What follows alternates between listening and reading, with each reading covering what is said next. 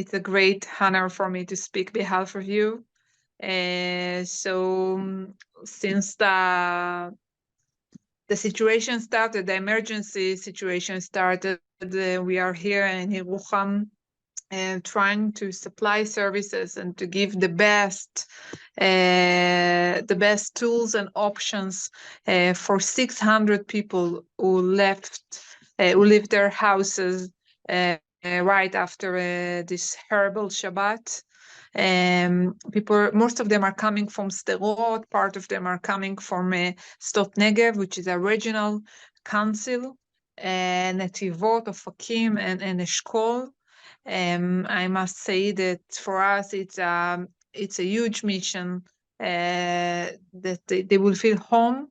Just a few days ago, they wrote me an email and said, please make everything you can that we will stay here. We need to recover. We cannot go home. Yes, our houses are okay, nothing happened, but our children and us not feel safe there. We want to recover. We want to stay here in Yerucham. Luckily, we have one alert, one siren, and since then we are okay. So they feel safe. One of the mother told me that the nature, the mountains, the desert, help them, the children, to recover. And the children say, "Mom, please take me home to Yerucham." So we open 3 kindergartens. We ask from some teachers who finished there and retired to come back and to open those kindergartens in the first week. And we open elementary school in our innovation center. It's amazing what's happened there. Children with startups, engineers, all together. They have a very innovative learning. And from morning to night, we have different activities for the parents, for the children, for the babies. We are willing that one of the community will stay here anytime she will need in Yerucham. I just finished a meeting with part of the neighborhood because they told me, Tal, we are not feeling safe. When it became dark, we closed the doors, the windows. We are on the middle of the desert. We don't know what will happen. All of them are young couples. They are very new in town. It's a new project. And I told them, you know what? It's not my mission to give you security. I can ask some volunteers to come to go, but I cannot let you feel safe because it's not my mission. But I told them those words, and then I told myself that I need to do something for them. I have about 400 people that left to the army the first day. So their families, their babies, their women are alone. So we invest a lot of money now in order to create a security infrastructure. We never have dealt with those issues, but we don't know what can happen. Let's be honest, we are in the desert, in the Negev, we are surrounded with Bedouin, we love them, we support them, but we cannot know if someone will see Al Jazeera at night and will decide to do something and come here.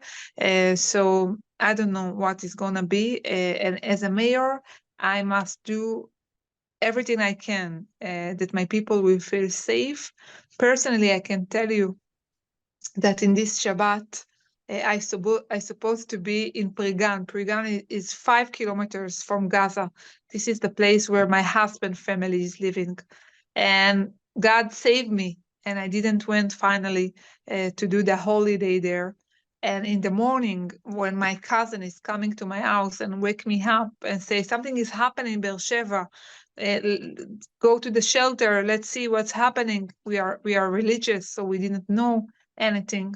I taking my baby into the shelter, and my husband is opening his phone and he is hearing that in the house of his family there are terrorists inside the house, And he asked me, tell me, Tal, please call to the army, do something. I said, what are you talking about?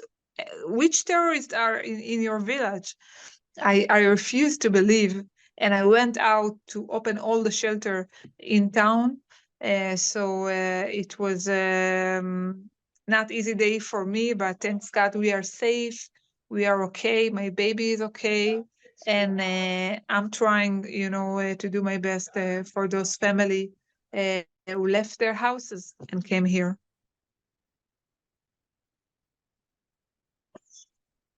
Tal, we thank you so much. I'm glad you mentioned your baby. I remember last year when you were in Denver, she was so little, yet you came here to travel in the States to help and do work for Israel, which speaks to your commitment to Yerucham and the people of Israel. We know it's a really difficult time. We thank you for what you're doing, what your community is doing, absorbing 600 people, and look forward to the day when we can have a real hug again that hopefully will be one day soon. I want to thank all of our guests. I just want to say thank you. Please. I just want to say thank you because thanks to you. And when I called Tali and said there is an elementary school that the student didn't come back because we don't have shelters for them, it's a new school. In one day, we got money, and in 1 week, we have shelters for them. It was Friday night that the shelter came, and I must say thank you because we work together, dreaming about demographic growth, about economic development of the Negev.